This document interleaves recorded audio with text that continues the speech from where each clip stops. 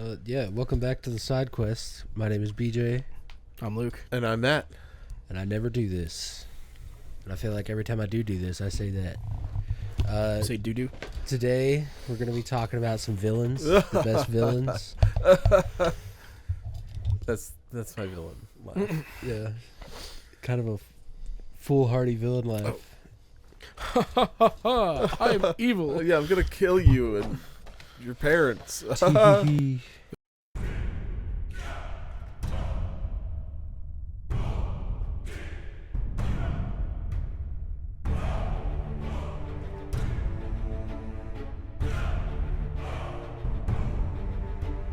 Earth 2020. Society is in ruins, and a virus runs rampant among the world's humble citizens.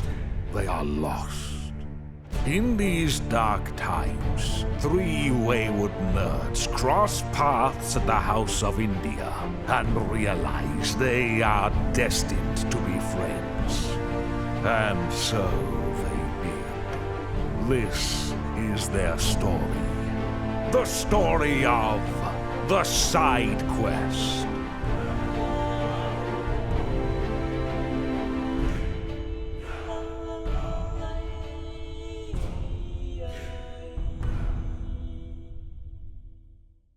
All Might was a bad guy. So yeah, we're probably gonna. I don't know if we should. I mean, we can have a plan, but go through like anime, manga, and then movies and TV shows, and then probably some comics. Yeah. But I'm sure we'll just get derailed and go through As that. usual. Yeah. I was thinking though we should start with like anime, manga, Yeah, for sure. for sure, or True Love. Yeah. Well, I mean, shit, Makima. We'll just start there. well, let's before we start there. Sorry. I was having this discussion with somebody else, which is kind of what gave me the idea to do this. And he was like asking me, like, "Oh, well, like, who are you going to talk about?" And I was like, I think it'll come up in discussions, but it's about the elements that make a good villain, and essentially, which is nice that I've already like gathered my thoughts about this, but. Like, there's kind of, like, big veins for me of, like, a good villain. Mm-hmm. Like, one of them is, like, a villain that I would really like. Not good, but one that I would really like. Right. Or like one you can kind of root for, maybe? Well, no, like, villains I enjoy. Oh, yeah. One of them, though, one category is, like, when you can, like, empathize. Magneto. Yeah. Magneto. When you could empathize with a villain being like, I totally like either like I would react X the same way, I would have the same feelings about the situation, maybe would react differently, but like you can find specific things to empathize or agree with a villain. That's a good one. Mm-hmm.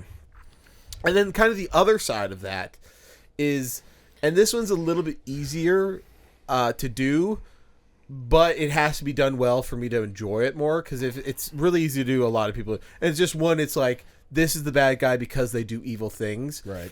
And it's Dragon like Ball villains, basically. Yeah, and it's like but like, here's an example of one but people could have other feelings, but it's like Griffith, like, did something so horrific that it's so easy for me to be like, Fuck that guy. I mean, I hate, like, it's not a thing I love. It's a good villain is one that I, even if I hate. Yes, that's also a villain I enjoy. Is one that I wholeheartedly, easily to get behind the hero, the protagonist, and be like, I want you to kill him too, or I want you to succeed other than this other person. It doesn't have to end in death, but the thing is, that's like the default. Like, every Disney movie is just like, this person's bad, so they're just bad because we're telling you these are the things they did, or we're just telling you they're the bad person. Yeah, it's like your default Disney villain.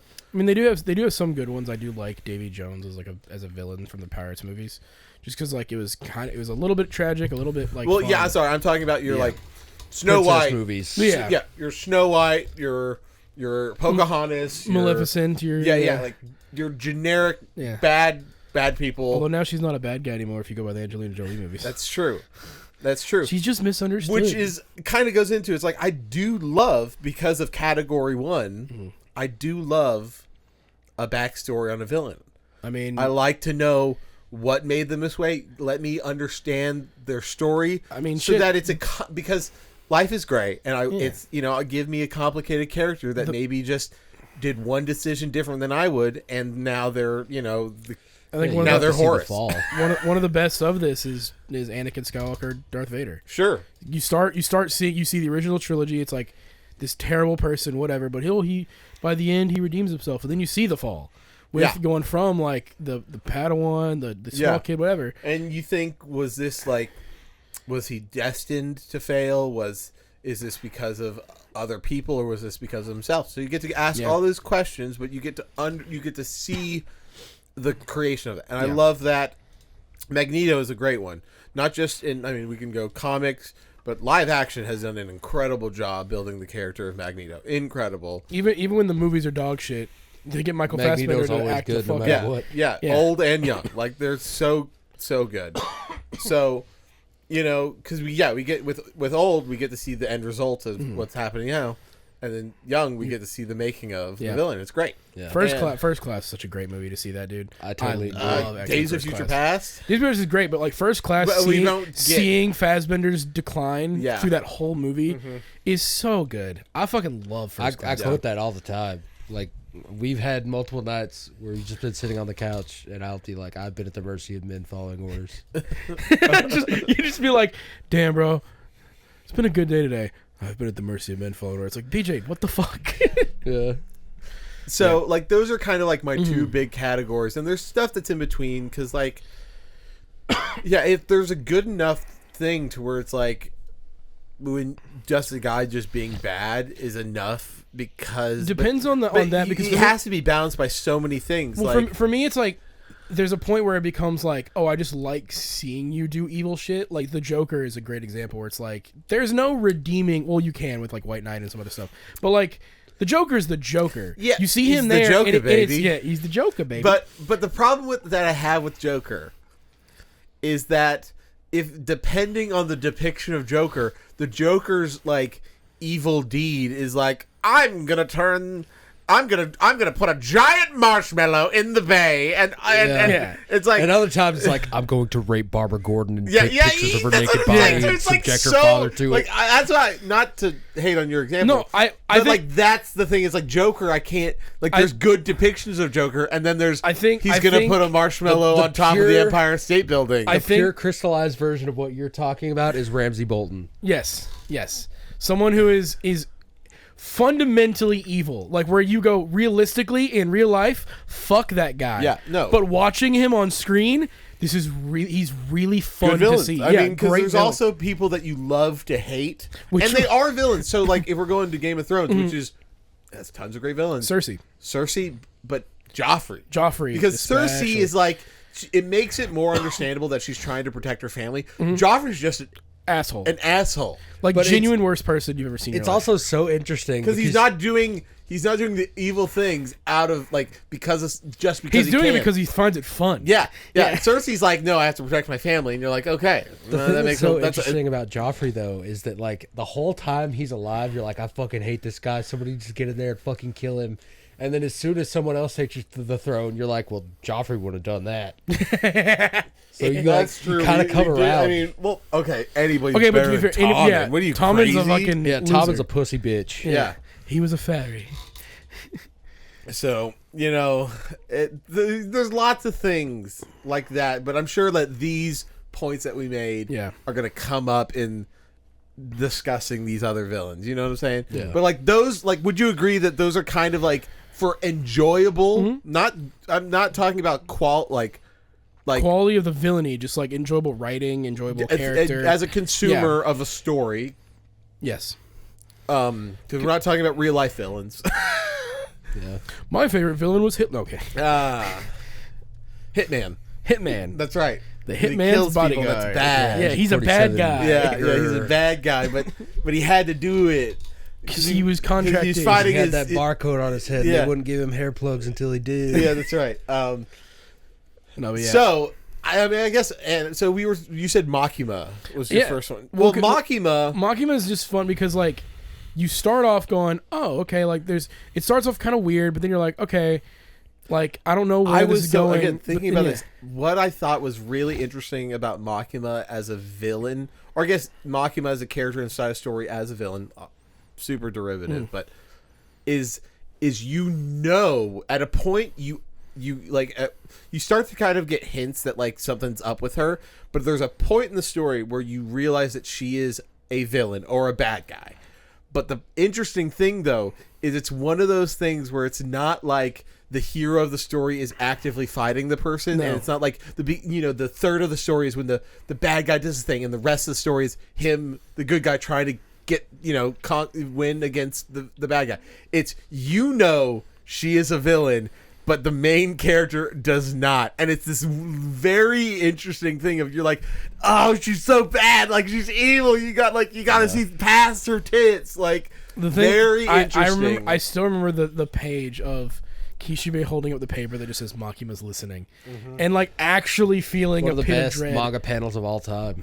Yeah, it's awesome. And then even then, opening the door and power with the birthday cake, and then like the next page just gone, obliterated, and you're just like, fuck. The interesting thing about Makima too is that it's just her nature. Like she was created to be that. Yeah. So it's like you can't really fault her too much for it. Like it wasn't her fault. Like that's just how she was made.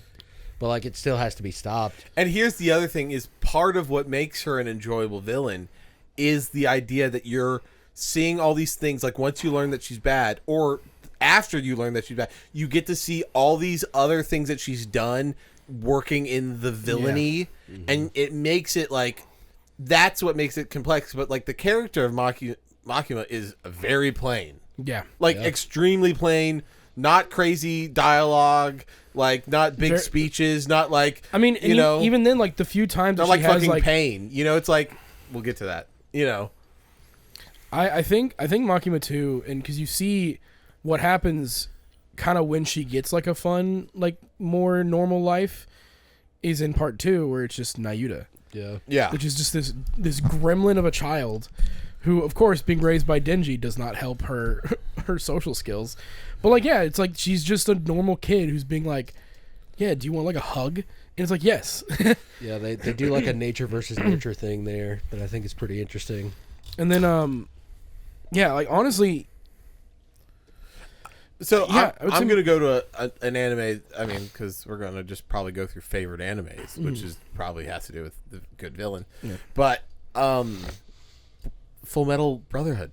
Like Full Metal Alchemist Brotherhood, I think because you get like aspects like here's the thing, like Lust is not that bad of a villain. Like or she, like there's not a lot of reasons for me to like hate her. But Envy's up. Oh my gosh! Like they establish, and she's like a lesser of the bunch. Yeah. Gluttony. He's kind of lovable. Like he's a goofy. Yeah, he's a goofy boy. just doing Sloth. There's nothing there. Nothing there. Yeah. Absolutely nothing there. He just has the title of bad guy. Nothing there. Pride though. Pride. Well, hold on. Before that, greed. That's complex. Mm-hmm. Because actually, complex. Greed. No, I'm going to state right now. Greed is not a villain. I agree. I think Greed is more of an anti-hero than anything. Yes, because we have 2 versions of Greed, 2 different people. Even the first one was like, I don't care about this grand master plan. I just want money and power. I just want my money. And you're like, okay, fair enough. Like, and he doesn't kill anybody. And so it's like, all right, well, that's good. Greed version 2, we love him. Well, that's the Prince of Alkestra or whatever it is. I think it is Alkestra. Or something like that. Anyways, Alkahestry is the thing that they use. Yeah, that's what I confused it with. But Ishval. No, Ishval's where Scar's from. Yeah, who also pretty good fucking villain. But also not a villain.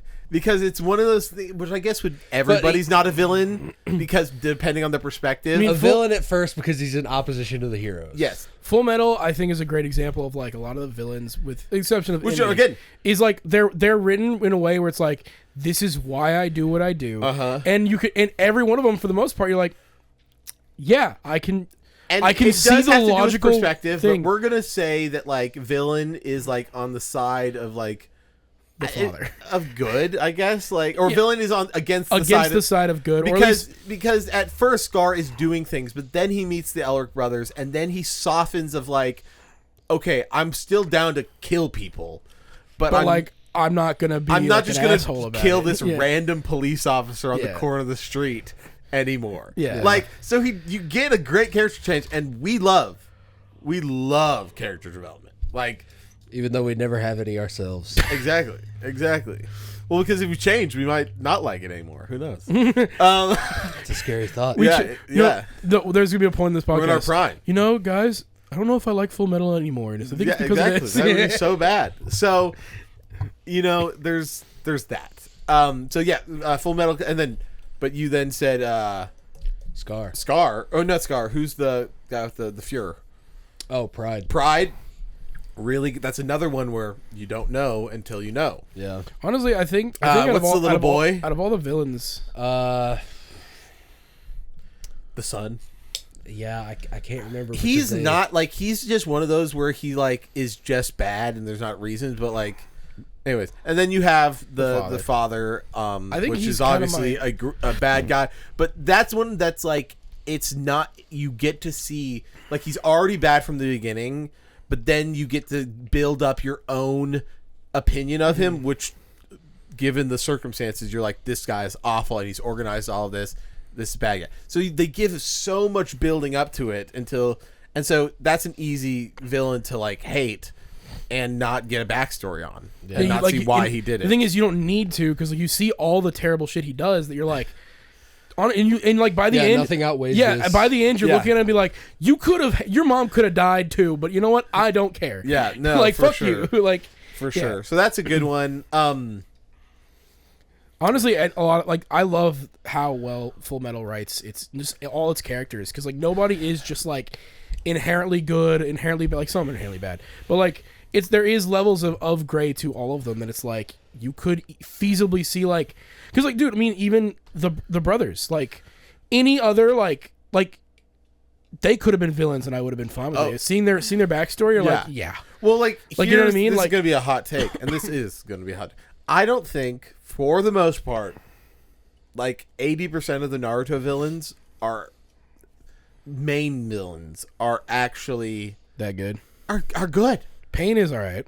Pain is all right, but like of all of them, he's probably the best one because you actually see his backstory. I don't think. Sorry, I was agreeing, but I agree. I don't agree. I don't agree because they build it up to be like, see, this is why, and I go, that's a dumb excuse. The best villain in the entire series is the first one that they ever fight.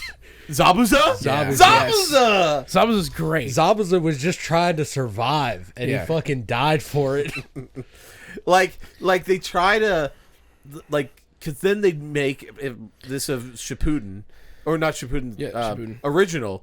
Like, they try to be like, Sasuke, he's now a villain, because he's like now hanging out with the Akatsuki. The Akatsuki, yeah. And but then it's also weird because it's like he's like, I gotta kill my brother, and now I gotta kill my friends, and I'm gonna kill, but my brother, I'm on the same team as him, and my brother, I don't really know why he did it, and then they're like, this is why your brother did it, and the I'm whole like, thing with Sasuke was just a pussy, and I think that's 90% of people. He just hated that Naruto was better than him. Yeah.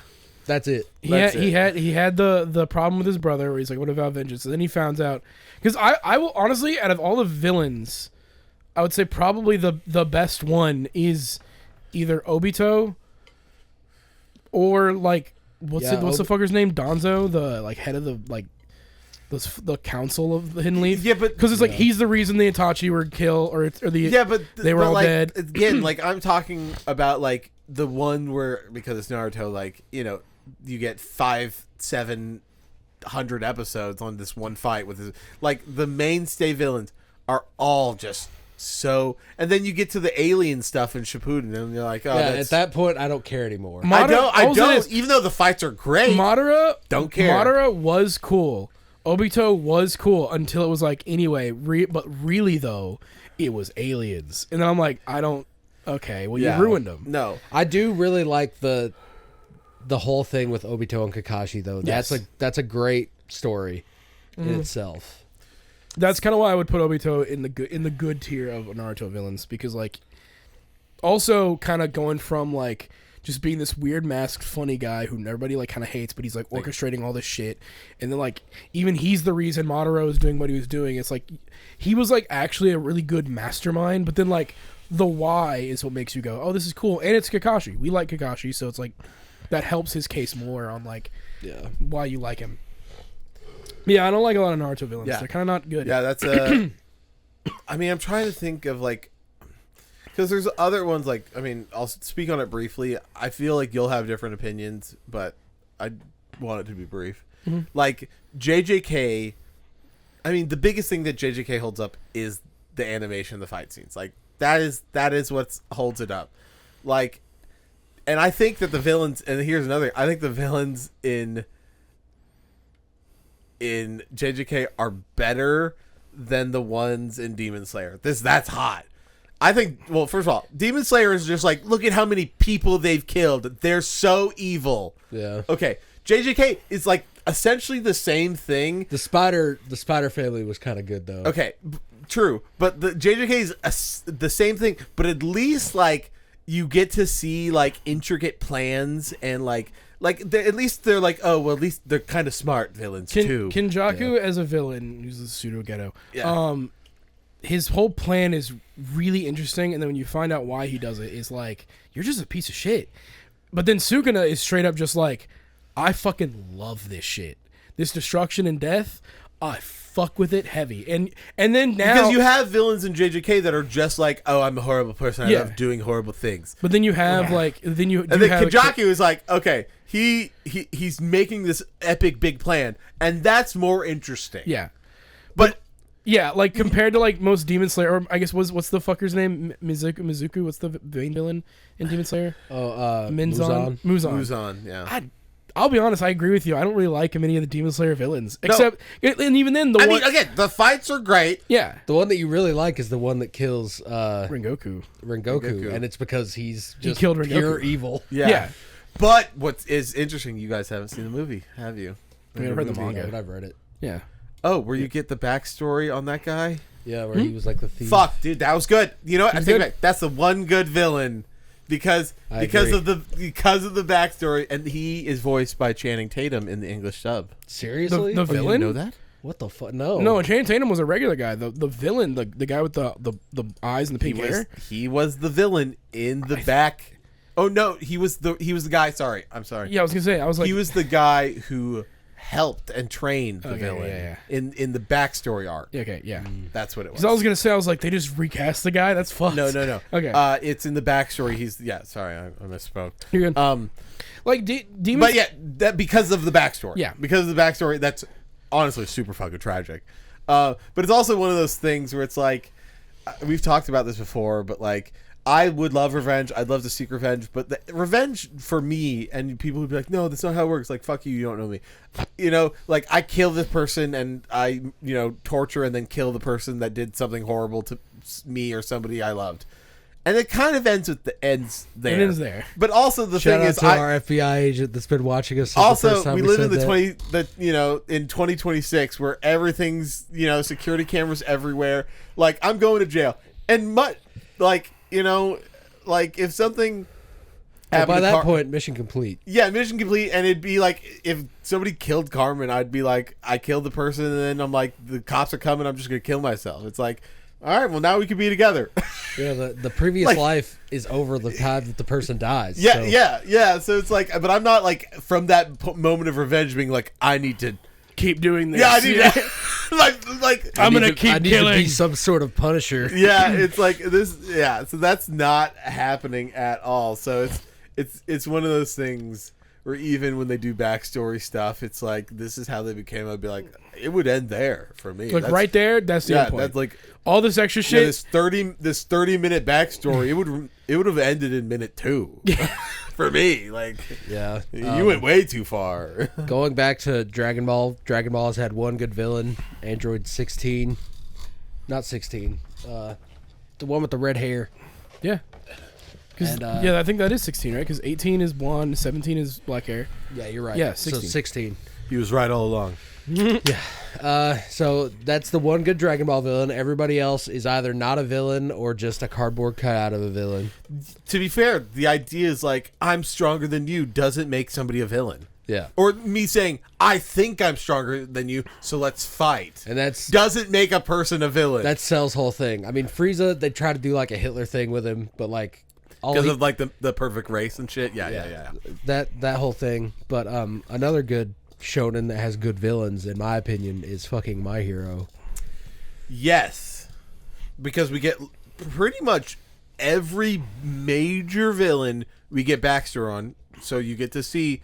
And I mean, even some of the small, like twice, you get backstory on. And what I will say though, it's like some of the villains just want to like end heroes, and that is not as extreme. And you might say, yes, it is, Matt. But if you were living in a world where like a third of the people you knew had special powers, like it wouldn't be that unusual that somebody would like take issue with that.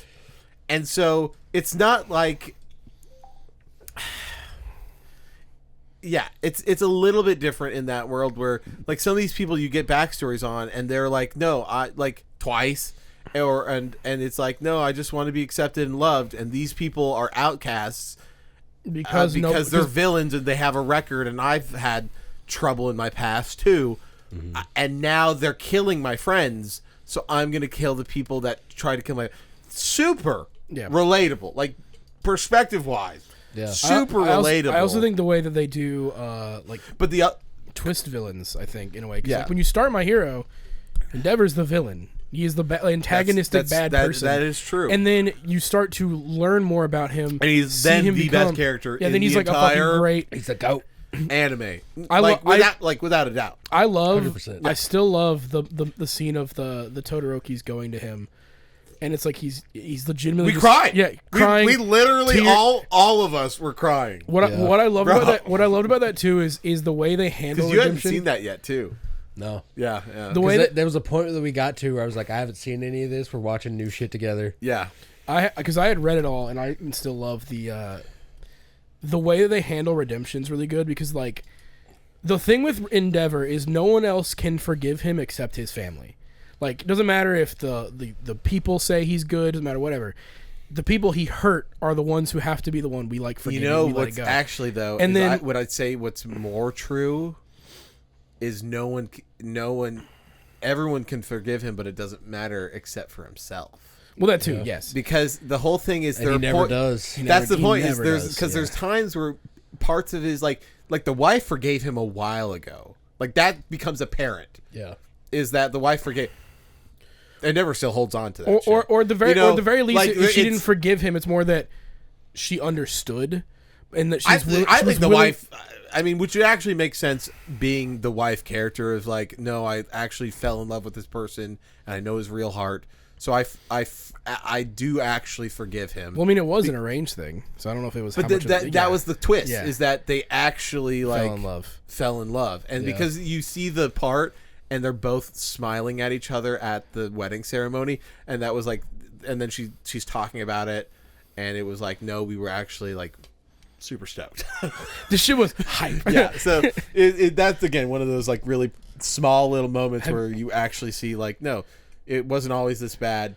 But yeah, no, because Endeavor, I think the wife though, it would make sense that she would like have forgiven him a while ago, is still just dealing with trauma, but is actually forgiven him, which is why like she was just waiting for the kids. She's like, no, I've made peace with him, but my kids need to now too as well. Yeah, exactly. And so that's kind of like the thing. So this brings me to because I mean, like not for a while, but like there are moments where he like sends flowers, like to the he sends flowers every week. So it's like there is still something. It's the big thing. It's the kids is where his heart's broken. My favorite villain in My Hero, speaking of Endeavor, is Dabi.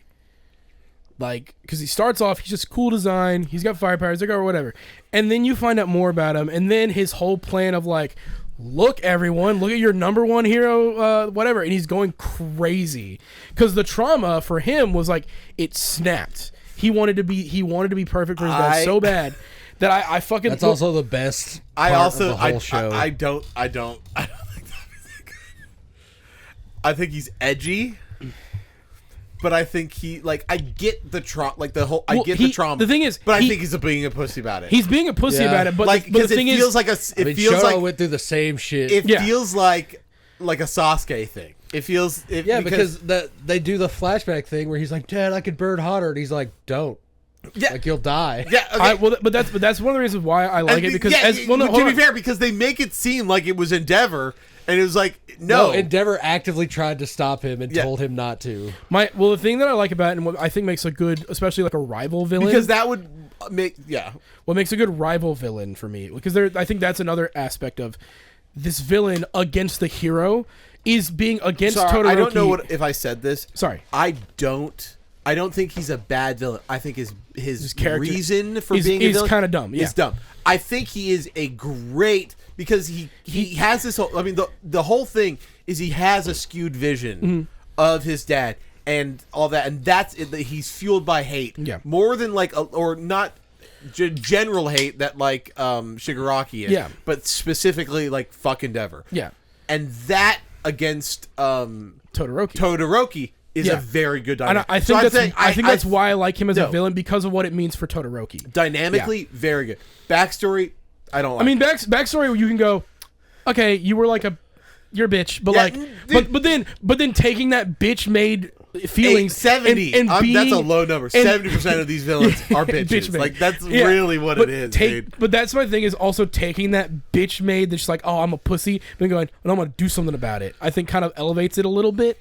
Because you could just be a pussy, be like, I'm gonna rob a store. He's a pussy because he goes I'm just gonna be like. But no, his thing is I'm going to ruin Endeavor. Even with normal humans, this is a normal thing. If you're go-to of either being embarrassed or failing, if your go-to emotion is anger, there's a problem. You're a faggot. Yeah, you're the worst. Yeah. That's not how humans should act. You can feel his emotion, but then you get into people who beat their wives. It's literally the scum of the earth is because you can't handle your anger. You can't control your anger. You can't handle any negative emotions. He's I disappointed my dad and I burned myself. And it's no, your dad told you to control. Your dad said stop. Yeah, dumbass. Yeah. And so he goes, now I hate him. It's okay, now you're just fueled, but now. But I think from the perspective of being the because it's My Hero has a lot of those. Bakugo doesn't really have his antithesis like Todoroki and Deku do. Bakugo's antithesis is himself. Well, that's what I'm saying. Todoroki because he hates Deku for no reason. No, and we see backstory for both Deku and it's straight up just you quirkless loser, kill yourself. And Bakugo, that's why one of the best episodes is him being Deku has never done anything wrong to Bakugo. Bakugo forever has always just been an aggressor for no reason. Yes, okay. Exactly. So coldest take ever. Bakugo is the better version of what Sasuke was trying to be. The rival who gets redeemed and is the better friend. He's the better version of Sasuke because they have that rivalry. I don't like Bakugo. I love Bakugo. I don't like Bakugo. I don't like him because the change isn't as noticeable as I want it to be. Fair.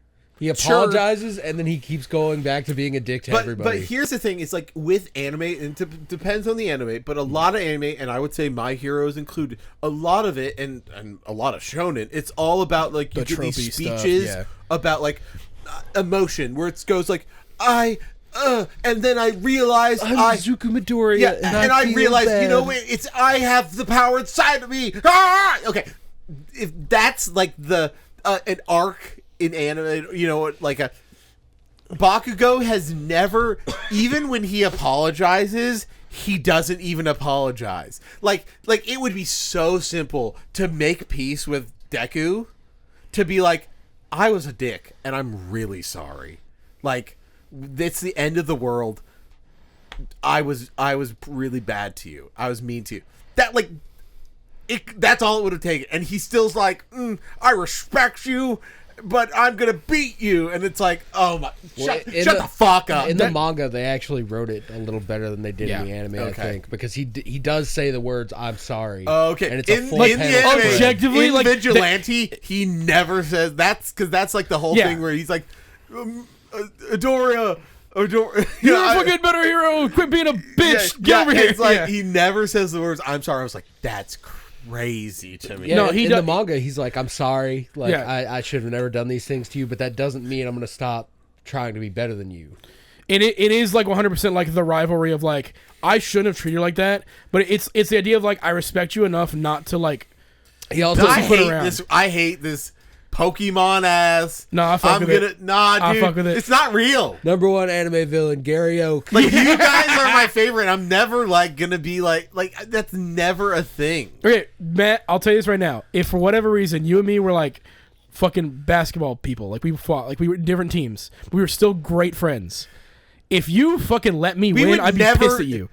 Actually, I'd be fucking mad. No, if you I'd let be like, me let's win. go, Luke, no, let's go. If you let me win, I'd be fucking furious because I'm like, no, because then I didn't win. But if we were playing against each other and you won, I wouldn't be like, "Fuck, I gotta beat Luke." I would have been like, "Let's go, my boy." I'd be happy. I'd be happy for you if you won. But then it's the thing of like, but there's still the competitive edge of like, but I want to be better. I'm complete. Well, then that I guess this is a extremely personal opinion because, like, when I do things and somebody's better than me, I go, "Wow, they're better than me. Good for them."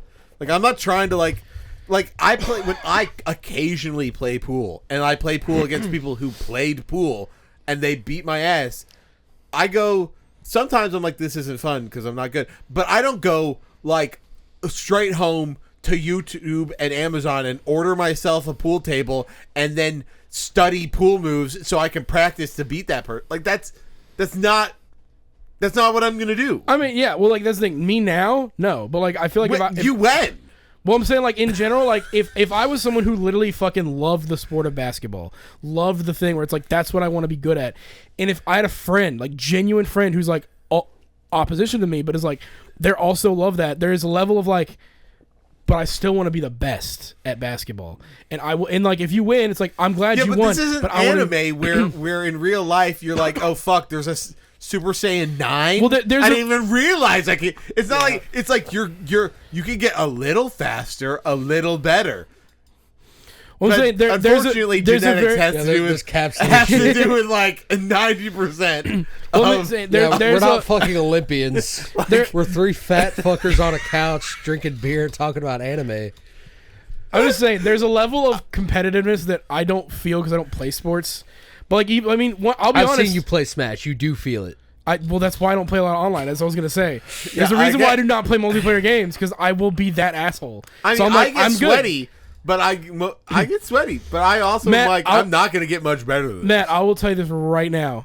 If you and me played Battlefield 6 together, straight up, you would not want to be my friend. I would be so. I play with people who are shit. And I'm like, I am that asshole where it's like we start losing. Oh, I'm gonna get upset. I'm gonna start being mad. Dude, I'm so good at Battlefield 6. We're not losing. Okay, dude. Then I'm gonna be mad that I'm not the one at the top. Last night, I was out of like all 6 games we played. I was in the top for like 4 of them, and then number 2 in like 2 of them, dude. I'm so good at Battlefield. I just know the type of person I am with competitive gaming. And I lose all the time. I'm still the best player in that lobby. I know the type of competitive person I am that I'm like, this is gonna make me feel terrible. All right. So I'm like, I'm good. Well, do you have any more anime villains to talk about? I mean, we already mentioned Griffith. We mentioned whatever. We mentioned some JJK stuff. I will say, Bleach is a weird one for me because it has some of the best villains and then some of the worst villains. Aizen starts as one of the best, and then progressively you realize that, oh, Kubo has to now write a guy who's smarter than he is, and he can't do that. And so Aizen becomes a bitch by the end. But then characters like Ukiura and Grinjao, or even Byakuya at the time, great villains. Because Byakuya was good because he was a tortured villain. Mm-hmm. Just following orders. Yeah, but same with Renji. And I guess we'll get into this more, but sometimes I like it's better and safer to have the villain be a set of circumstances instead of a person. Like even though Prince Zuko. Yes. dude. Or That's just perfect. like here's an odd one that came to mind, but in Psychopaths, like for most of the anime, It's just society. It's just society. I mean, you shit. do realize at the end that there's like not a total mastermind, but like an elite group or like a guy that's like, hey, I'm trying to do evil things, and he has connection to the one of the main characters. So but like the majority of their job and the things that it's like, no, it's the set of circumstances that you're in. I mean, shit. Cyberpunk. Psychopaths is really Cyberpunk. interesting. Night City is the fucking villain. Yes, Like yes, 100%. Arasaka's the worst, Militech's the worst, whatever. But like, getting the fuck out of Night City is the good ending. It's the circumstance. You're in Sometimes that's the dying villain. is the good ending. Like, So get it's out. like that's safe because you're not trying to build a character, but it's also can be really good because it feels like sometimes it's not. You can't blame it on one person. Yeah. Like it's just It is just a life hit you hard, and you're like, damn, fuck. And the decisions place you you're make, in, the people you're around, or the things you have to do. It's like those can be take the spot of a villain, which is again can be really good and it's safe because you don't have to write a character. I think that's another thing too with like Vinland Saga. It is a lot of like, yes, there is the revenge part in part 1 of Vinland Saga, but then it kind of turns into like, because again, it is a Viking story, so they're dealing with a lot of the villains are just like, I'm trying to protect my people from like, which we need land, we need this, we need whatever, and they go against someone else, and it becomes a thing of like, I don't know who to root for because you're both right. Technically, But you root the nature for the main character. So, you like, root for the main character, or in some instances in Villain, it's like two relatively new characters. You're like, damn, they're both good. Fuck, this sucks because like they're both correct. It's like I'm protecting the land I have. It's like I'm trying to get land for my people. Shit like that, where you're like, I don't like who the fuck do you root for? Because it's like they both have the great intentions, but it's against the other, and it's like, I will kill you if you try to do this thing. Yeah. And I kind of fuck with that. And then you have obviously characters like Askeladd and Thorfinn and things like that who have their own set of things. But like, yeah, I do like a good. See, I will say, Attack on Titan is a villain at first is a set of circumstances, and it's one that's like these people are fucked. Yeah, like fuck the Titans. Then you learn some stuff. Fuckery happens. Yeah. And it's more so just then like, it becomes more complex. But they set it up as the circumstances is what was it like person versus nature or what's yeah like it's and that was a great way to start that anime because then you get to know the characters and become fond of the characters, so then whoever you put in opposition of them you're automatically gonna root against, and that you kind of enjoy, and then you start learning more about some of the opposition. You're like, oh, shit, so they've done it well, even though I will say like individually the villains aren't super notable. It's just the story itself. This does a really good job of writing them well, I think. Yeah. Speaking of circumstances, I just want to bring up Trigun really quick. Ooh, yeah. Because Vash and Knives are an interesting pair because they go through the same exact thing. They're twins, and just the way that they react to them is what splits them off into being a hero and a villain. Yeah. And nothing else other than that is really what's interesting about Knives, other than he's a foil for Vash, but I still like him. I mean, shit, I'll bring it into that with Virgil. Same exact thing. Dante and Virgil lost their mother. Their dad died. They were left on their own devices, and that trauma built them in different like people. Where Dante was like, I'm gonna like kill demons and be a hero. Virgil is, I'm gonna kill demons but gain so much power that can never happen to me ever again. And it's the two separate things. And then Virgil is an asshole in like every game he's in because he's like, I'm going to raise a giant tower in the middle of this city, probably killing a bunch of people. But it's for but you see where he's going with it. And then in 5, where you're like, man, you did all this. You did the whole, I'm going to split my soul into 2 bodies. Yeah. Ruin the lives of so many people. But then it's like, but I feel bad for it though because look at thee, Yeah. Virgil, I love Virgil as like a villain, which he is. Anyone who tries to tell you he's like an anti-hero is a liar. He's a villain. Well, now that we're on to that, let's jump into some games. Games. Yeah. I did forget games, did I? Games. We've only done the anime so far. Fuck. Yeah. This is gonna be a good episode. Like and subscribe. If you're falling asleep, have Dubby use code Take It Sleazy. Check out at w.gg to get 10% off. They got some good collabs. Yeah, it's delicious. No artificial colors. Or Coffee bean covers, extract. maybe. Yeah. That's Yeah, no good. artificial covers either. You know what I'm saying? Yeah. Anyways, games. I briefly Red Dead, because they give you somebody that you, Micah's a fucking piece of shit. and then you In get both. to see because you get to see, what's the main guy's name with the mustache? Not Dutch? the main guy. Dutch. You get to see Dutch's like collapse into madness. We need more money. need more money. Like, because it's one of those I have things a where he's plan, like Arthur. trying to provide Yeah. for people that you're a part of, and it just goes south. So anyway, you get That is Red probably Dead. that's probably some of my favorite. Like when we talk revenge, that's one of my favorite things of a retroactive thing. Because like when you play Red Dead 1, it's like, oh, you know, there's a past there. Then you play Red Dead 2, and then you go back to Red Dead 1, and you're like, yo, fuck Dutch, fuck Micah. Yeah. I'm gonna kill all of them. Yeah. Like no hesitation. Yeah. And in playing through it from John's perspective now, is so good. It's so fucking good. Red Dead. Red Dead's got some good ones. Yeah. I just want to, going back to the villain is the circumstance thing, Nier Automata, the whole rug pull of that game is that like, oh, humanity did this to us. It's like, no, humanity's been gone for millennia at this point. The villain is the circumstance in this repeating war that you're in. And then that's like the whole crux of the game. I have a new theory. So we've talked about spoilers on Last of Us. Turn off now for the next 7 minutes. I mean, shit, you've had plenty of time to go play it. 7 You know, minutes. pause this. You've You listened for already about know. 45 minutes. Pause this. Go play both Last of Us games and come back. Yeah. And if you watch the HBO show Fuck you. all the way through, just click off now. Yeah. Okay.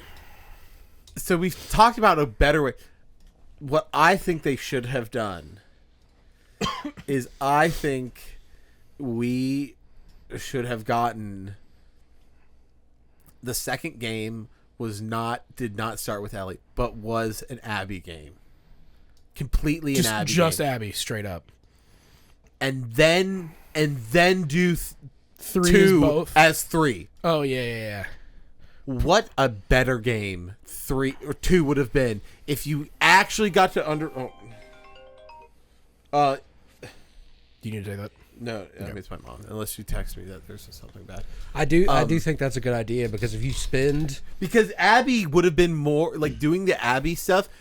It would have been more like a Revelations 2 with Barry, where Abby was way more. I mean, in Last of Us 2, Abby is well more equipped, but getting a little bit of stuff. So she's with whatever the militia that she's in. the WLF, Yes, like getting missions on that and doing all that, and it could have even started from like right after her dad died. And you could have easily, You know what I'm had saying? it- Like, well, and then yeah, you can include all the scenes that are there for Abby. Yeah. And then you start the game. You're getting to know all these characters that go with her to Wyoming. oh, and then that would have been crazy killing them as Yeah. Ellie. Like, again, so that I literally had this revelation of me, like, because we said they should have just reorganized, Which is Last of Us 2 in the new version of it. That You can play have chronologically. Story and chronological are the two options. and so pick chronological. chronologically, you'll play literally the entire 'Cause game. everyone said that. Yeah. It So- apparently makes it better, which I'm gonna. I want to play anyways, it that way So too. if they had done that, though, you could all the people that you're with, like, You would have built real connections to. You would have been hurt when they died, and then you will see Abby's side way more, way more. So then, when the whole thing with Joel comes, which I think would be like the halfway point of the game, and then the rest of it is just the days in Seattle. yeah. and then part 3 would have been Ellie Yeah, here's seeing how the Ellie got death, to that and point. then you would have had. I think the final act or epilogue should have been of Game 3 is you pick one, pick Ellie or Abby, and then the finale of the game is now because that the choice. Abby I'm gonna game would piss. end. It's been about. It hasn't been 7 minutes, but that's Close what I enough. wanted to say, because fuck Abby, fuck her so much. I fucking hate. Not a good villain. She's just a piece of shit. Not a villain at all. I love, dude. I mean, she's the worst. Fuck, I'm so confused. He's conflicted. No, that's honestly, like, Yeah, that is definitely a circumstance because I think every single person, because from Abby's perspective, Joel's a villain. Yeah. From 100%. Then from Ellie's perspective, fuck Abby. Until the end where you go, you know what? No, I'm not going to kill you. That's what makes that game so fucking real. It's like, you know, you could just be a normal person, but somebody fucking hates your ass. Like, it's going to seem justified. I do like that they make a good idea of like, hey, the consequences of your actions could be this. Because, yeah, you don't know what that means when it's like, oh, I killed these people to save this person. But then it's like, Clog the toilet. Did I? Yeah. Oops. My fault, G. Okay, I fixed it. But yeah, I'm interested to play Last of Us for that because I didn't know I knew they had the chronological. I just haven't gotten around to it because I didn't buy remastered because I'm like I have two. Why would I fucking buy this? I just got it on Steam because I wanted to be able to play it on my Steam Deck. Run pretty good on the Steam Deck. It runs really well. There's a little weirdness with like fuck, what do you call it? Like particles and stuff, but it runs well. It looks pretty good. Yeah, that's one that I'd actually be interested in running on the Steam machine. Because did you see the article that came out that was like, oh yeah, Steam machine's not going to have nearly as much strict guidelines for being verified. No, I didn't. Because it's going to be more powerful. But did you go to the lawyer? Lawyer? Oh fuck! I completely forgot today. Fuck. I just got a text about that. Oh god dang What it! did you need to do? I had to go to the I guess the thing. That's a today. signed affidavit. Yeah. For who? Because I was one of the witnesses on the thing. I'll just call and be like, hey, I'm so sorry, stuff came up. I'll come in this day. As I told my employer, Tuesdays do not work for me. Yeah. Yeah. The other thing that's interesting about Last of Us is first game, as I said, the set of circumstances is the villain or And David. well, yeah. But you get what I'm saying? It's like we're fighting zombies, which aren't really people. Yeah. It's like it's the circumstances. It's just a mindless thing. And then too, the set circumstances go out the door, and it's a person now. That's the villain. So Yeah. it's very tonally different. Which for me is difficult, but it does make sense like story wise in a full overarching story. But you know, so. Yeah, I mean, for video games, there's like, I'm thinking of like Bowser and Ganondorf. Ganondorf is just a ball of hate. Bowser's not really a villain. Ganondorf in It's like weird with games because the in some- objective for a lot of games, the objective is not the story, but for you as the player to enjoy the time that you spend playing the game. I think It's yeah. like oh, so it's like combat is got to be good. You could be killing other people and you don't really care. Oh, next boss. Don't really care who it is. Just give me a boss with a different moveset and I'll be happy. I'll say Like that's it. Last of Us is a story with villains that you grow to hate or want to win against. This is another, I think, in like in the circumstance thing. But Ghost of Tsushima is the villains are the Mongols, but like it is whatever. The real like conflict of that game is like honor versus what needs to be done. Because like the whole point in like what you do as Jin is like, do you go the route of the ghost and just like stealth your way through, kill people indiscriminately? Like you are like, but for the good. You're not just killing regular civilians, but it's like, fuck this whole honor thing. Fuck looking them in the eyes, like kill them. Versus like being what he was raised in a way was like, no, it is about honor. You are above them, all that shit, and that is the main crux of the game. Because when you get to the end, and you are against your uncle, who is like, you've become a monster, you whatever, and you like, I've saved the entire island of Tsushima doing what I did. And that's more where the conflict comes in, is like, can you do that like with yourself? And like I think the villain becomes his uncle if you go against that. The hard part though about games is that like they kind of have to be gameplay first. They have to be gameplay for like games that have incredible stories, like then you're able to build. But like even Ganon, and even when they try to be like, look at what he's done, it's some dude in the village that's like, I can't feed my family. And you're like, oh, I feel bad for you. All right, let me go break your pots and steal your rupees. Yeah. like it's not. Like, damn, that's crazy. Yeah, Is yeah. that a purple rupee? Yeah, like yeah. I'm just like There's a narrative versus gameplay. like Yeah. it's not. It's like I'm shaving that up for my daughter's wedding, and you're like, I think too bad. It's mine now. I get to. I'm gonna go buy a fucking shield. Yeah. I'm gonna just go buy heart containers because Yeah. I suck at this game. You know, so it's even like in multiple variations of like well-known, well-established villains like Ganon, still not a good villain. Mm-hmm. I mean, that's the best they're they've not had. at fault of the company. I think It's the best just- they've had has been Wind Waker of Ganon, because he's less of a like, haha, I'm going to destroy everything, and more just like, of all the Ganons, he's like, I'm kind of sick of this whole cyclical thing we keep doing, and I just kind of want to like, And then you stab him in the fucking face. Yeah. right through the head. I mean, there's sure, like, there's plenty of villains, but that's another problem with the Yakuza games, is that there's plenty of villains. There's a lot of them, and they never come back. And they never come back, but sometimes they do, or... Kuze's Now pretty they good. always will.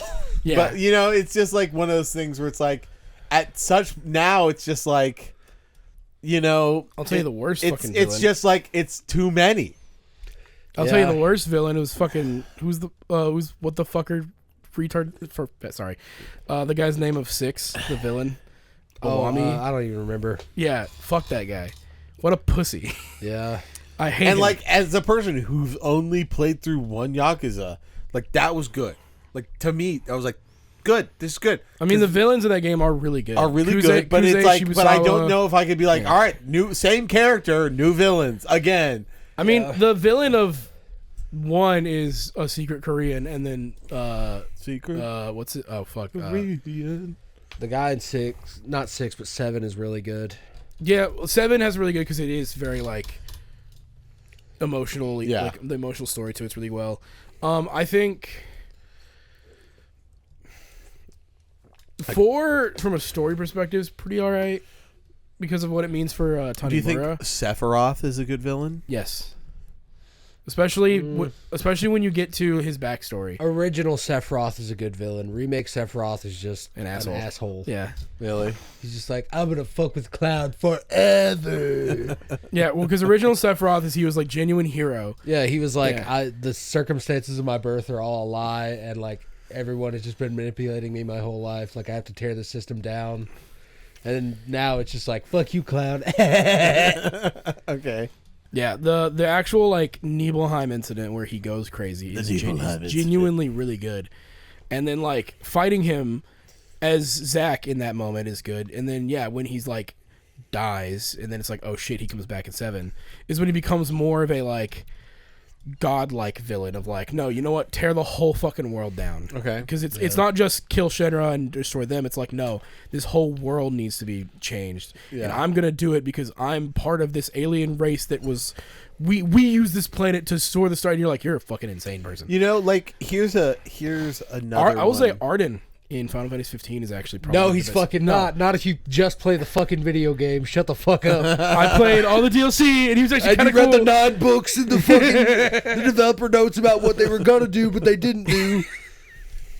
Fuck off. I like Arden Arden. sucks. What I was gonna say I liked Arden as a villain. is another thing, like Halo. I actually think has good villains because the main overarching villain for Halo is like never gonna be defeated until they actually officially end the series, and they come up.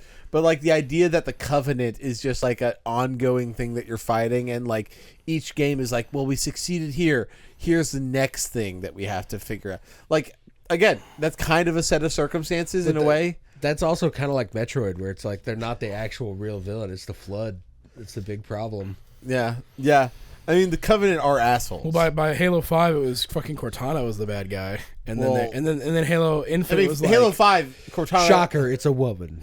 It was not the bad guy, but like, she got corrupted by the bad guy code or whatever the fuck it was. Because in 4, she sacrificed herself. Then in 5, she was controlling all the Guardians and shit. Halo 5 sucks. yeah, but you have Nathan Fillion. Yeah, okay. He's the They also had Spartan Locke, who didn't do He's the dick. best of us. He's the best. He's the best of us. He's I don't the know. rookie. He is a rookie Spartan in So, N5. I don't know. Video games are weird. As he said, you have to balance out. Who's It's more important what's for his, gameplay What's his in a video fucking game. name? The villain. The guy you meet in the tavern in the first part in Witcher 3, who's in like one of the main characters in Hearts of Stone's DLC. Like the Chaos. What the fuck is his name? Hold on. Chaos. Oh. Chaos is a good villain in Warhammer. That counts because Space Marine 2. I guess so. Chaos itself.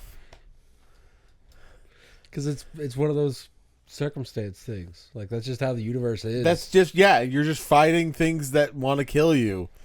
And especially with Tyranids, it's like they're just bred. They don't have feelings. Yeah, they just Tyranids kind of suck. They just have to eat and consume and kill. So it's... There's only 2 good Xenos races, and you already know what they are.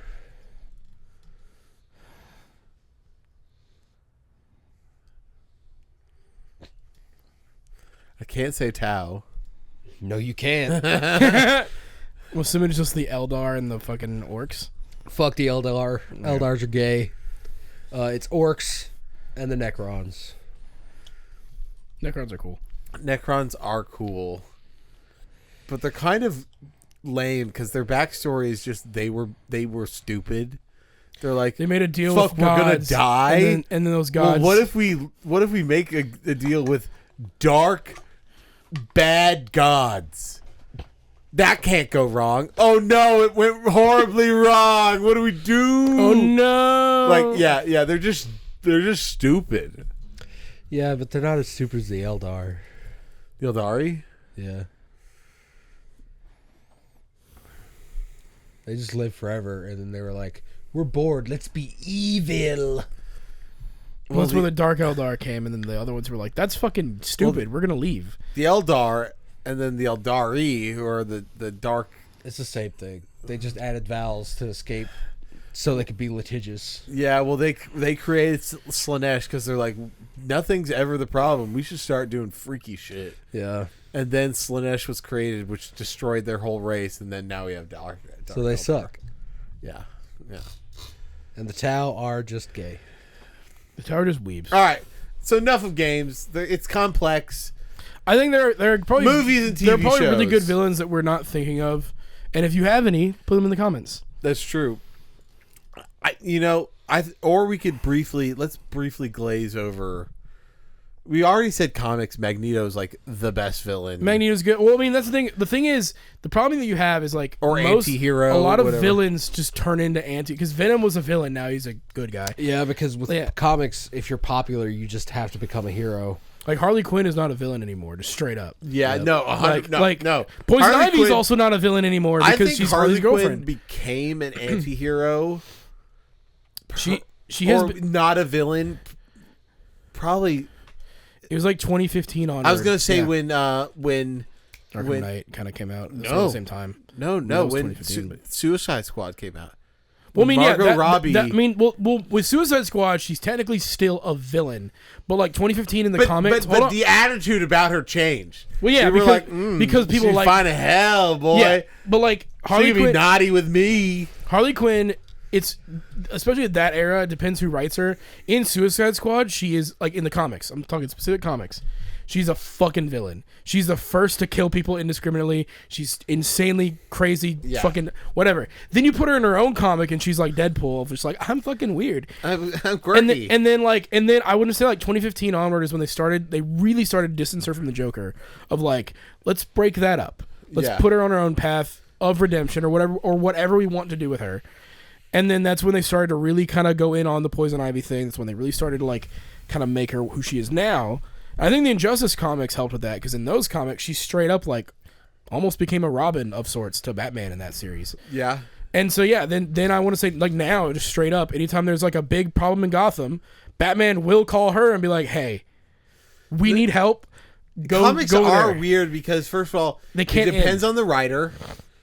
It's all just a popularity contest to me. Yeah, it depends on the writer, and then depends on if they're popular or not. Because if they're popular, like, oh, they're actually going to help, things out, but they're going to be because we can't have do it their way. Yeah. But they're not going to kill as many. They're going to kill this weird alien army instead of people. Yeah. Really, like that's genuinely the formula. The only person who can stay this evil, bad guy has this weird, like, non-sentient army. I guess it's fine. Yeah. They aren't humans, so it's fine to kill them. I guess it's fine to give Batman a gun. Yeah. Exactly. So, I mean, that's for any superhero, but Yeah. you know. I mean, the only villain who's been able to stay a villain has been the Joker. And even then, when they try to do like White Knight, it's like, oh, this is not canon. That's because aggressively. all Batman's villains are That's not sympathetic. true. There's Yeah. plenty of like other consistently villains. But like what's the guy who has the laser eyes? Darkseid. Scott Darkseid. Summers. Scott Summers. Villain. I mean, Darkseid. Darkseid has been on the Justice League side like twice No. to fight a worse villain. Oh like it's my that God. thing. Yeah. Okay, That's what I'm about saying. Galactus? He's just a force of nature, not necessarily a villain.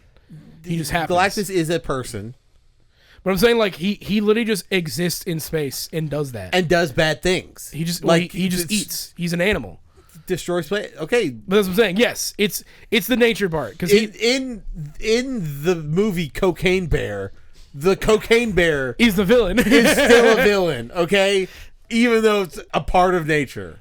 Yeah. Okay, You're right, yes. Galactus is a villain, and his thing is he's always hungry. Okay, still a bad guy. Yeah. Even though Tyranids, even though they're always hungry, they're still bad. So, but it is way easier to call a villain instead of a force of nature when it's one thing. I guess, Yeah. When Definitely. it's one But thing. they definitely treat, at least in the comics, not the fucking dog shit Fantastic Four movie. So That was so bad. that was let's terrible.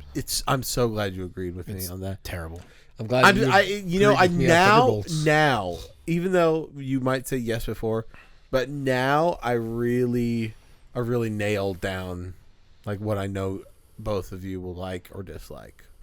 It's very like I can with confidence, and I said, like I knew BJ would like it. I wasn't sure how you would feel about it because you're an enjoyer. You mean you knew he'd hate it? Yeah, Yeah, you yeah. said- you like said I right, knew yeah. he would have the exact same feelings as I did, where I was like, "This is so dumb. This is so dumb." Yeah. So, anyways, I'm glad we watched Thunderbolts like right after that to watch the yeah, stake yeah. out. And the Thunderbolts is great. Thunderbolts Thunderbolts was good. was good. It was good.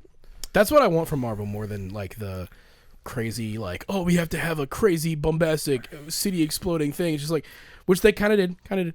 But like, no, let's fight trauma. I don't know. Let's Give me find- Iron Man 1 again. Yeah, honestly. Iron Dude, Man 1 is a okay. lot like that, though. What was that new series that came out about that chick who made a suit of armor? Ironheart.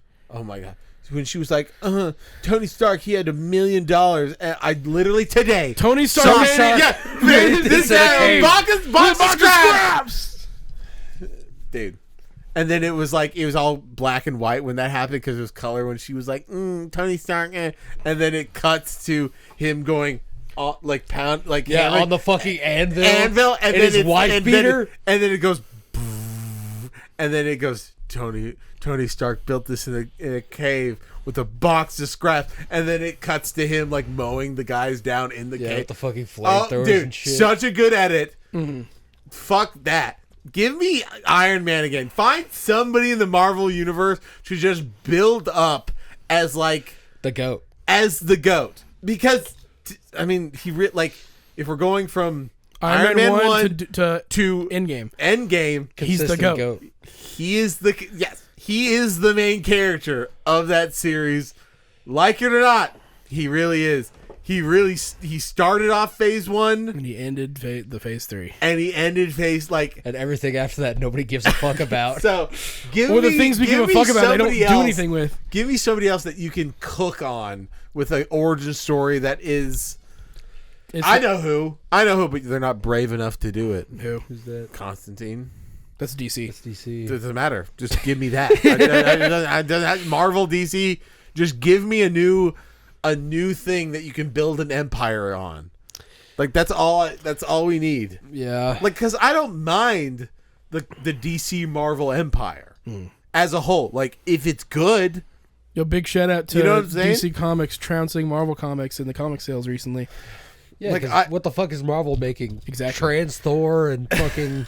Well, the problem is like DC's put out the Absolute Universe and are now doing their like. That's true. The Absolute shit is blowing up. Have you seen the compact comics they're doing? It's Wait, the DC Absolute? Yeah. Oh, yeah, it's the best. The DC's put out compact comics, which are $10 manga-sized. They're best of comics. So Watchmen, the Court of the Owls, all $10. Get a small little book you can take wherever. The whole fucking comic, and they are the top selling of the graphic novels every fucking week. Well, I mean, because they're $10. $10 versus everything else being 20 and 30. And then Marvel has their Premier collection, which are bigger hardback, but like 15 to 20. What I think is interesting is that, I mean, I will say Doctor Strange is like the exception, but like we don't, and this just because of Marvel and DC's like top 10 who they are like superheroes, but like they always stay away from like the weird etheric people, and I think those are the coolest people. Well, that's why I like what DC's doing with their movies. It's like Peacemaker's a name that you know. How the fuck is that possible? But like I'm saying, like Constantine, Doctor Strange, you know, this movie actually did not do well, but I actually two IPs. One of them did well, one of them didn't. The two other characters in a new DC and Marvel thing. One of them being Moon Knight. Great pick. I love absolutely etheric. He has powers not understood by science. Love that shit. Yeah. Absolutely love that shit. Great show. It was that whatever phase that was in, it was the best thing to come out in that phase. That and people Loki would say and Loki. Shang-Chi. I was gonna say people. Yeah. Those three were the ones I'm like I enjoyed these. Everything else I'm Shang-Chi like whatever. was great. Yeah. But Moon Knight was like, fucking rad. Moon Knight was so good. Okay, and of course, Spider-Man No Way Home. The other one is DC's Doctor Strange, who is essentially his Egyptian powers paired. Pierce Brosnan. Dr. Fate. Dr. Fate is so cool. Dr. Fate's sick as fuck. But the movie did horrible because it was a Black Adam movie. Yeah. Yeah. Yeah. Dr. Fate is so cool, and I also really like. I think out of every actor, I think Pierce Brosnan. Out of every actor, I want them to keep. That's the Pierce one. Brosnan makes an incredible Doctor. I'm telling you. Thankfully, they cast it well. Horrible movie. I will say, horrible movie. Out of everything with Dr. Fate, though, you could start with Pierce Brosnan, and it can just be anybody after that, because Dr. Fate is the being in the mask. More so than it is the person underneath it. Yeah. So you can technically have any... That's Moon Knight. Yeah, I mean, Moon Knight is one guy with multiple personalities that but pop it's also... Khonshu has multiple Moon had Knights. multiple Moon Knights over the years, Yes. Like, he just has the multiple personality person. Live action Zatanna at all? I mean, in like shows and shit, not in a movie. Yeah, but those shows are all dog shit. What show? She was in Smallville like 3 or 4 times. I have no recollection. She's been in one of the Arrowverse shows. And it's like a cameo. Constantine was in those. He had his own show that failed, and then they were like, the Arrowverse brought him in, and then he became a fan favorite. Dr. Fate and like I mean, again, I would love to see an actual Constantine movie. Oh, granted, I love the Keanu Reeves Constantine show. But like, well, the thing was, we had that, and it was pretty good. But then NBC was like, it didn't make millions of watchers, so cancel it. No, dude. But if it was Constantine, if they did Constantine like X-Files, it would go on for 7 seasons. Yeah, or fucking what's the one about the or Smallville? If they did like Smallville too, like Smallville went for 10. Yeah, but I'm saying like if you did it as a thing that wasn't or Arrow, Supernatural. Supernatural. You could just do Constantine with Supernatural, yeah. Do it where it's like it's not you give homage to other things that are happening in your universe, but it's really just focused on this guy dealing with problems. Do that. I will say the Constantine works really well too when he's dealing with if they had this tonally like 13 coins or 13 coins. Yeah. Where it has more of a horror vibe. Mm-hmm. Oh my god, that'd be fire.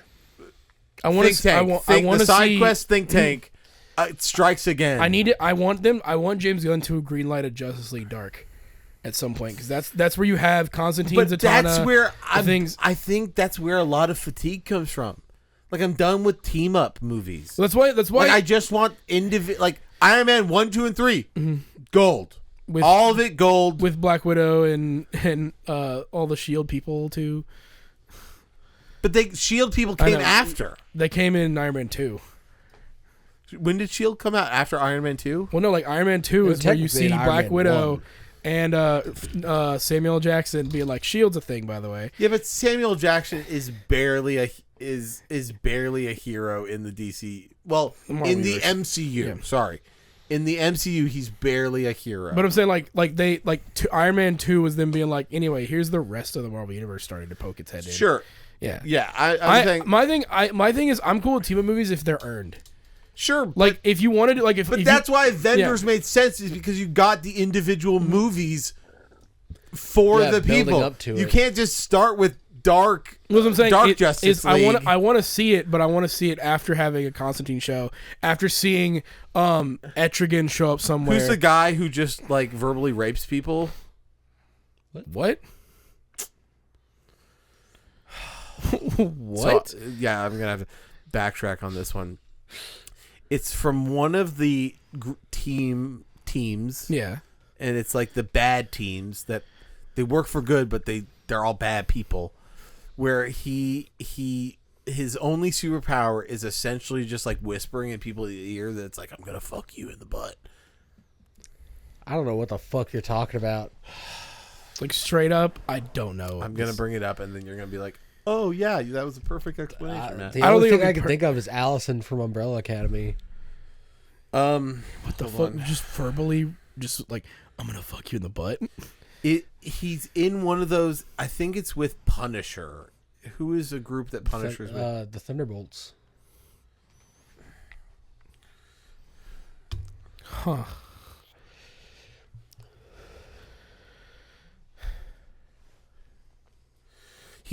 Okay. Is he Marvel or another DC? person in the group. His name. Is he Marvel or DC? Do you know? I have no clue. But another guy in the team his whole thing is called collateral damage or collateral, where like he's really powerful, but anytime he like uses his power, he just like kills friendlies. I think that's his name. Is he an X-Men?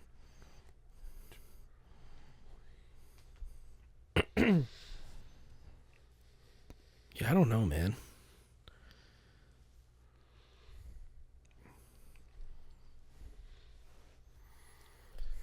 I don't know.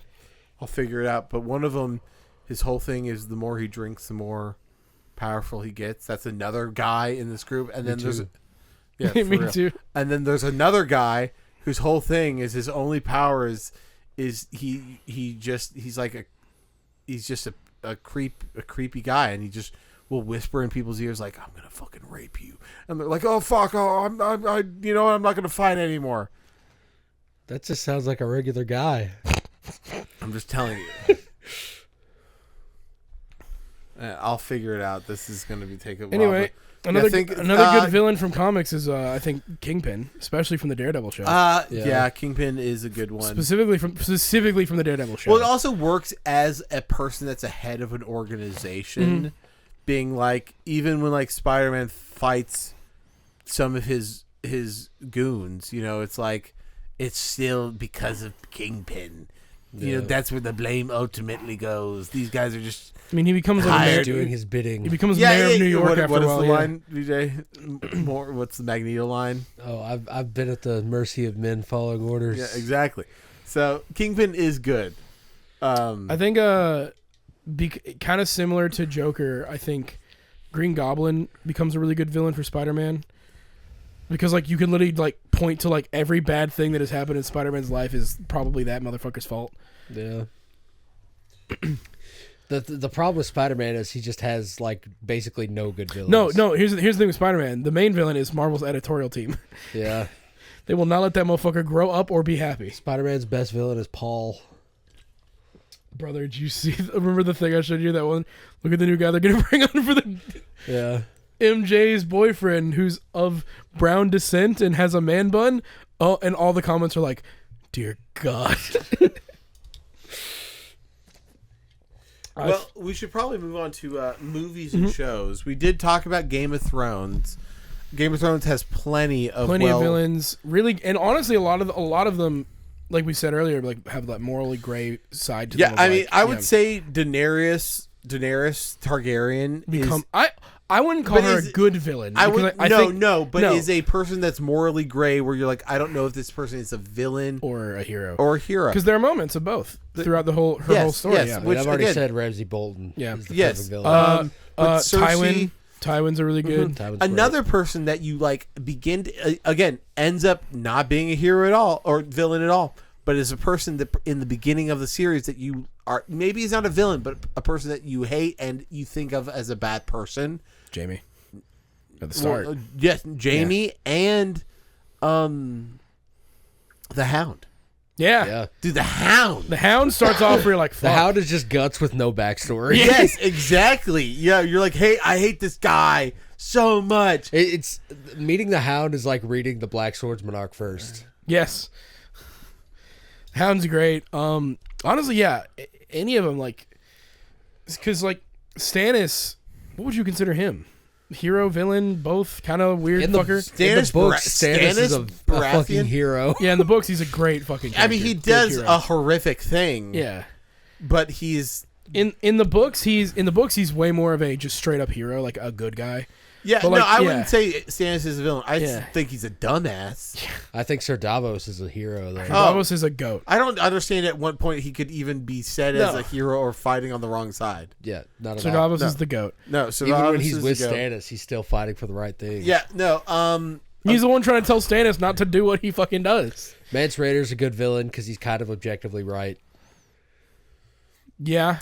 another good villain, but it's one of those things where he's just like, he's just an evil guy. Is the other, Iron Islands brother? Oh, yeah. You know what I'm saying? Fuck, what was his name? I forget his name too, but he just shows up, is like, I've been chosen by the drowned king or whatever the fuck. Yeah, and he's like, I want to fuck Cersei. Yeah, I'm gonna fucking rail that shit. Yeah. He's an enjoyable person to hate because he's just evil. Yeah. He's just a nasty guy, and you're like, he's bad. He's just a bad dude. Like, not a single ounce of good in him. Yeah. Yeah, because even, again, he wants to get with Cersei, so he's on the side with Cersei. But Cersei is like, she's trying to protect her family. She loves Jaime, and I like Jaime now. So I like Jaime. Yeah, so I like Jaime now. So it's just really, this is real. Well, hard. Cersei once once all her kids are pretty much gone, she kind of is that kind of understandable of like, yeah, what family? like where she kind of becomes a villain in the terms of like, I have nothing except this throne. Yeah. And she's like almost so determined to be like, no, fuck everybody, fuck the world, fuck all this shit for taking everything from me. And again, still a villain, which they should have dedicated a whole season to her. But whatever. I'm not salty about that ending. Blade Runner 1 has great villains Yes. that are just fighting to survive. And Blade Runner 2, it's the circumstance. Yeah. Yeah. You know, I think that, like, if we were, I mean, a lot of movies, like, you know, unless it's a part of an IP that's a long IP where you make sequels and stuff like that, like, we kind of covered stuff with that. Because, like, let's take Bond, for example. It's like each time it's a new Bond villain. So they have to give you a reason. And for at least the new Bonds, they do a pretty good job of giving you a reason to hate this person. Yeah. And as, like, because then they'll switch it up. It's like, oh, this dude was also an agent just like Bond. So it's like that gives a little bit more empathy to the situation. And then the more you just fall in love with Bond, the easier it is to make a villain. Yeah. Just to be like, no, this person is just trying to ruin everything. The worst type of villain is the fucker from the new Mission Impossible. Like, he was actually part of his background the whole fucking time. Oh, and now he's back to fucking fuck around with you. And I'm like, I don't know who you are. Because Mission Impossible honestly starts at 3. Yeah. Like, that's where it really should start. Because the writing and... I will say, well, what is it? Is 3 the one with Philip Seymour Hoffman? Or no? What's his name? Yeah. Yeah.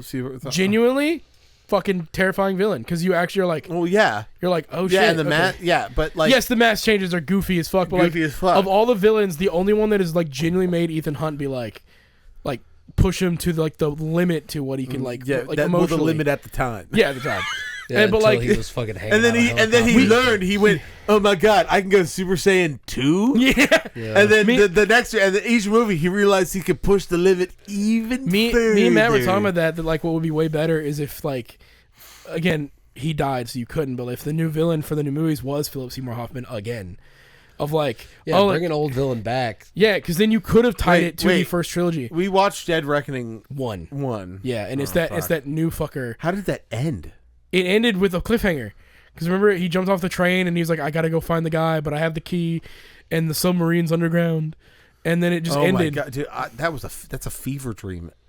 I fell asleep. You fell asleep and we were fucking hammered. Yeah. Like me, the only thing I remember from that Yeah. movie genuinely is just me complaining about the villain. But the like, whole I time. remember other movies, but I have no recollection. that movie, we were so drunk and just complaining about the villain the whole time, and then the fake out death, because it just was like, oh, someone's dying, but they stabbed her right above the thing, so it didn't actually stab anything. Oh It's yeah, just I don't know. We dude. fucking I were. don't know. Me and Matt were just like, but that doesn't. She's not dead. He didn't stab her. Fucking. She's good. She's good. She'll be fine. Yeah, it's the same fake out as they did in fucking Transformers, where Sam gets shot, but it's in the shoulder. and then Was he's- that Transformers? Or was that another Shia LaBeouf movie? I don't remember. No, he gets shot and sees the Autobot gods. Is that what happens? Yeah, he goes and he sees he has the Allspark and he sees the pantheon of Transformers deities. I just remember they had or this, every like, prime before Optimus, and he's like, "What do I do?" It's like, "You've been chosen, Sam." And then he like wakes back up and revives because he's the chosen one. I just remember there being a scene where they're presenting Shia LaBeouf with a medal, but you think he's dead, so they have a picture of Shia LaBeouf, and then they pan over and Shia LaBeouf is standing next to a Wait, picture of what are you himself. talking about? I think this is in Transformers. If it's in one, it's probably 3. The one I which don't I think know. is of the original trilogy the worst. Well, no, 2's still bad, but like, I don't know, dude. Anything after Transformers 1 was just not good. Yeah. Bumblebee was alright. And then, okay, the Michael Bay movies.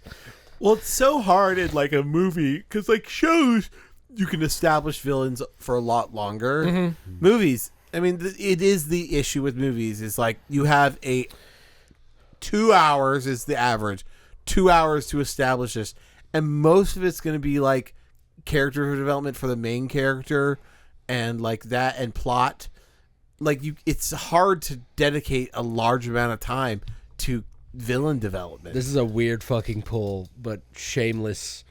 Every main character is the villain of someone else's story. That was similar to that because yeah, like seeing the villains from their perspective sometimes. Fucking Walter White. Yeah. That motherfucker has ruined so many people's lives to where like straight up like if anyone's the hero of Breaking Bad, it's Jesse. Yeah. And I'm so dude, El Camino gave him like a great send off. But like Yeah. Walter White is the villain. Objectively. Yes, he goes against some people who are probably arguably worse than him. But like he is still the villain of the story. I think in 10 years there's going to be some kind of Breaking Bad revival about Jesse. I'd be down. Well, maybe not. I don't know. Part of me wants. I'm kind of turning into Matt with this, where I'm like, stop now. We've had the good shit. We've had Breaking Bad. We have Better Call Saul. We have El Camino. I don't need to see another Breaking Bad thing ever in my life. For sure. And I'd be so happy. Yeah, I'd be Like so happy. I'm kind of down with like Star Wars just ending at some point. Like just hey, we know we're good for the next like 5 years. No Star Wars projects ever. And Yeah. then maybe we'll come back with a new thing later. But like also, stop. shout out, Kathleen Kennedy's stepping down. Let's fucking go. Hell yeah. I Go make saw- Congo I too, you dumb bitch. I need I to saw preface real- I need to preface this because we shit talk Kathleen Kennedy. There's been one really good thing she did that Dave Filoni said no to, and that's Andor. Dave Filoni was like, I don't care, that doesn't sound fun. And then Kathleen Kennedy, because she's the one who put the team together for Rogue One, gave them the full reign. She also, when they said, hey, we want to do Andor, she's like, yeah, absolutely, that sounds like a great idea. Now, who made the decision to cut the second season down into one season? David Gilroy, the showrunner. So Well, the fuck all of director, yeah. Well, honestly, Either fuck or- Star either- Wars. either or, I'm yeah, so, I'm I'm so kinda- tired. But Kathleen Kennedy stepping down. I saw a reel that was like Kathleen Kennedy stepping down, and then it was her saying like, yes, like there's with Star Wars, there's no source material, And there's Every no fucking book. there's like it's not like we have comics to base these characters on, and then it cuts to George Lucas going and be like, yeah, it's like crazy. We have comics and like so many books that have been written. The whole thing was that they just threw all the source material in the garbage. And it was all really good. Yeah, Not all of it. There were some stinkers, but like the main shit, like the Thrawn trilogy, the Young Jedi Order. all the shit that follows the main characters. Okay, was I gas. misspoke. The book about Blingo Faganga was really bad. Sorry, I forgot about that book. Yeah, Glup Shido. Yeah. Erased from canon. Yeah, like no. I don't give a fuck about that. I care about like you ruined Luke Skywalker. And all the fucking comics about the backstory of like what fucking Vader was doing, like in between. Here's my hot take. I think Disney's done better Vader stuff than Lucas ever did. Yeah, it's weird though because they're like, okay, we're gonna have surgical precision when it comes to doing Darth Vader, But everybody else is gonna be a fist fucking retard. But that's not. Any cool lore about Vader that comes from the post Disney acquisition, because half the shit was that he was just an oppressed guy on Mustafar half the time, and then What do you mean? What about the comics of like where him and like Palpatine stuff, Disney. all of that? Disney. That's Disney. Disney stuff. That's what I'm saying. The Disney, only good Vader comic pre-acquisition, I think, was Blood Prison, Oh, Blood Prison. Was and that's cool. just him coming to terms with like what he can do now. Yeah, like most of the cool shit with Vader came post, because like before then Lucas was like, we're gonna talk about Anakin. Death Troopers, the original. I'm not talking about this new robot Death. No, Death the original Death Troopers was pre-Disney. was zombies. Yeah, that's pre-Disney. Yeah. Okay. No, like there are still some good Vader Darth stuff. Maul stuff. A bunch of good Darth Maul stuff. There's some good Darth Maul pre-Disney. stuff. I do like what they did with him in Clone Wars and then with Rebels, I will say though. But Shadow, I think it's what is the one where he's like the unknown villain? Is it like Shadow Warrior or some shit? Who, Maul? Yeah, there's a book where Maul is like the But alien here's of the a horror problem movie. with like Rebels and Clone Wars stuff is the honest truth with how good the writing in both of those things were. It didn't have to be Darth Maul. You get what I'm saying about that? Like, I mean, yeah, it didn't have to. it could have been another person that it was a villainous, started off as a villain.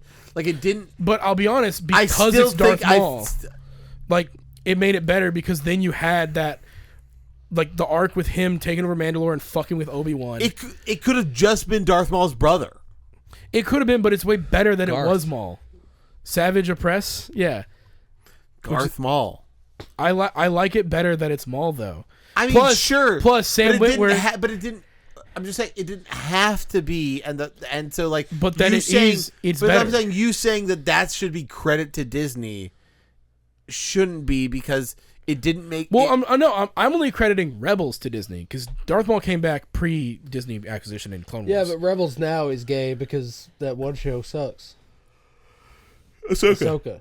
Ahsoka was good. Ahsoka's not good. Damn. All right. Sorry. My bad, guys. I'm wrong, I guess. I loved Ahsoka. Yeah. I watched the whole fucking season and I enjoyed it. Every bit of it. That's fine. Yeah. It's fine. I got more shit about lore stuff. I got to see Thrawn again. I got to see Ahsoka again, which is great. And then they had. Saying characters show up doesn't make it good. Well, I don't know what you want from me, dog. I fucking liked it because I He's like an that era. enjoyer. I just like that. I like that era of Star Wars, of like the Clone Wars characters and the Rebels characters. I fucking love that stuff. Yeah, but it's not your favorite. My favorite is Old Republic. That's what. Yeah. Yeah. I know that. Okay, it's not my favorite. Well, they're about to ruin that shit too. Just wait on it. That's true. Probably. So I don't know. Villains, man, I love them. They can 100% just make or break a story because you have a great hero, but then if the villain they're fighting against is just kind of a weak, badly written kind of piece of shit, you're just like, well, who cares? Well, you know, it's interesting because You can have a great villain and kind of a weak hero, and then be like, well, I'm kind of rooting for the villain now. Like, but then the other way around, it's like, I mean, the villain really makes a story. yeah, or it justifies what the hero is doing even more, which you know, because if a villain again is somebody that's like not on the side of good, if we're talking about like at the end of, you know, for breaking it down, and like for a story to really succeed is well, depends on the story you're trying to write, but for the most part, like you want the protagonist, the hero, the person working for good to prevail,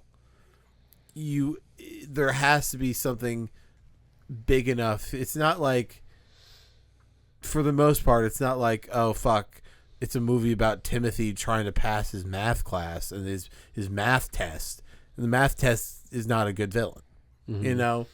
But like, you know, maybe but if the story was like, oh fuck, this asshole teacher has been working against him this whole time, and we get the backstory of how this teacher is unfair, but then you realize how like horribly he is, you know, like and then you get the Breakfast Club. Yeah, exactly.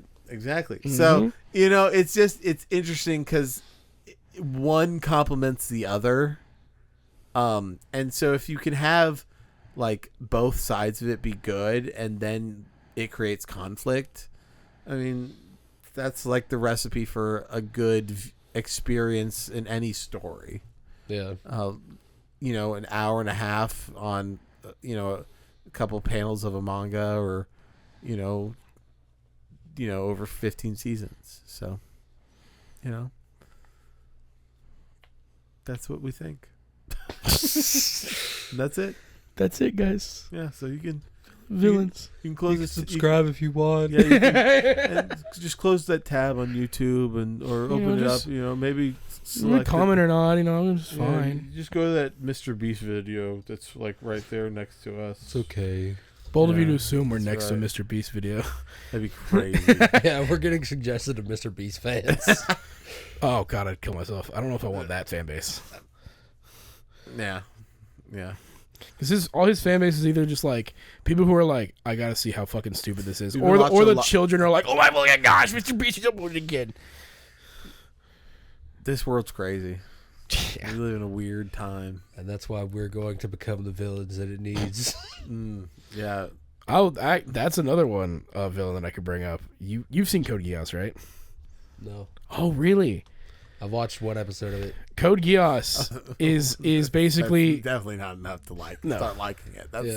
Yeah. That is the problem with Code Geass, is you have to get into it and be like, this is actually extremely good. yeah, but you do have to get past some, because any anime that you go like, look, just don't worry about the fan service, like Fire Force. Code Geass has that too, where you're just like, just disregard some of this weird stuff. It's really cool mech fights and really cool political thriller. But to be fair, Code Geass, if you're talking about, it's like the protagonist isn't. He's not the villain. He's not in the villain, story, but he's also not the good guy. But he's the villain for the world. Yes. And the way they do that is really fucking good. No. The ending to Code Geass genuinely was like, damn, I'm kind of crying right now. This is crazy. Like I love Code Geass as a whole. There are definitely some low moments where I'm like, Jesus Christ. Yeah. But like I think Code Geass as a whole is a really good. Like, Yeah, he's not the villain in the story, but he's the villain the world Lelouch is needed. Not a good Not guy. a good person. Not a good guy at all. Not a good guy at all. I thought of three more. Looks So I'm like- just gonna rapid fire. Yeah. Death Note. Yeah, Light Yagami. Light is a villain for Yes. sure.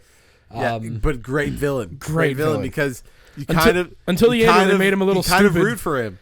I mean, the whole time you really root for him. Yeah. Even though Well, you root for him until there are a couple times you're like, all right, dude, I don't know about that one. But that's kind of the point of them being like, Yeah, but we have to make him an absolute terrible person. But here's the thing, though, is like he starts off with like Good intentions and in a way. he's doing like horrific things, like killing mass amount of people for the intention of like trying to make the world a better place. The thing is, he gets a massive god complex about it. That's where it becomes an issue. yeah, but like he's still like is trying to make a world a better place, even though it's like you're doing horrendous things. Like Light has a bigger body count than most other shonen anime villains. Oh, like, for sure. like just straight for up. sure, but like, and that's like but compared to like again, people who've nuked being cities. in a world that's not my own. It's Yeah. like he's kind of doing what's necessary, you know. Mm-hmm.